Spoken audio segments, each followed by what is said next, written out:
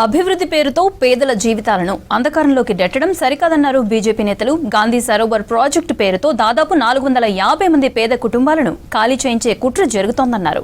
మేనిఫెస్టోలో ఇచ్చిన 6 గ్యారంటీలు 420 హామీల అమలుపై కేబినెట్లో ఎందుకు చర్చించడం లేదని సీఎంని ప్రశ్నించారు కమలం పార్టీ నేతలు.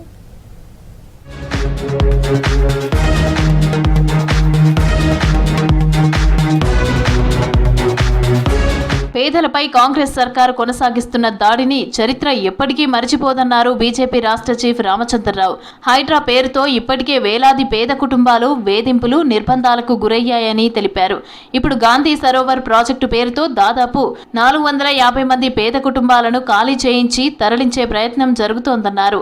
అభివృద్ధి పేరుతో పేదల జీవితాలను అంధకారంలోకి నెట్టడం సరికాదంటూ ఎక్స్ వేదికగా పోస్టు చేశారు రామచంద్రరావు.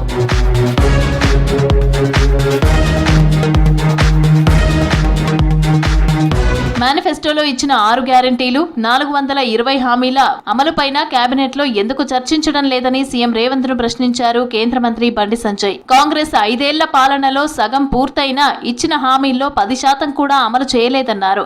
డూప్లికేట్ గాంధీ కుటుంబానికి మూటలు పంపి పదవులు కాపాడుకోవాలనే తాపత్రయమే తప్ప 6 గ్యారంటీలపై ఎన్నడైనా కేబినెట్లో చర్చించారా అని ప్రశ్నించారు సంజయ్.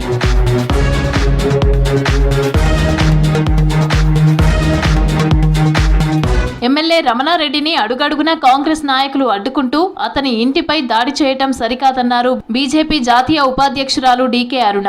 కామారెడ్డిలో రమణారెడ్డిని డీకే అరుణ పరామర్శించారు. నీతివంతమైన పాలనను అందిస్తున్న రమణారెడ్డిపై కాంగ్రెస్ నేతలు తప్పుడు ఆరోపణలు చేస్తున్నారని తెలిపారు డీకే అరుణ.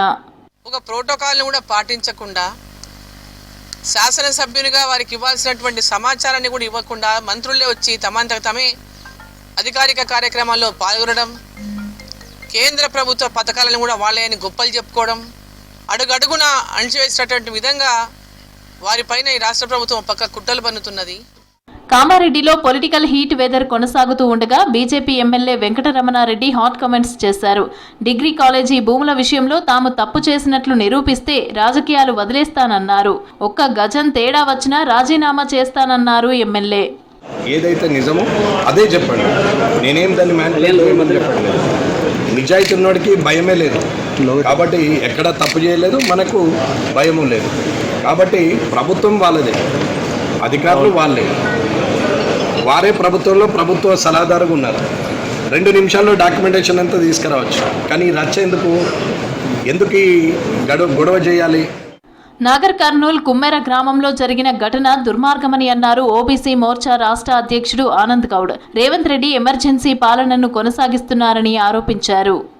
2 నెలల పసికంద చనిపోయిన తర్వాత కూడా మీరు మానవత్వం లేకుండా ప్రభుత్వ పరంగా వచ్చే ఒత్తిడి కానీ, ప్రభుత్వ పరంగా వచ్చే మీకు ప్రమోషన్ల గురించి కానీ, మీ అవినీతిని కాపాడుతారు ప్రభుత్వ పెద్దలు కాబట్టి నేను వాళ్ళ అవినీతిని కాపాడుతున్నాను వివరిస్తే ఆ పాపము 2 నెలల పిల్ల పాపం మీ కుటుంబానికి కలుగుతుంది.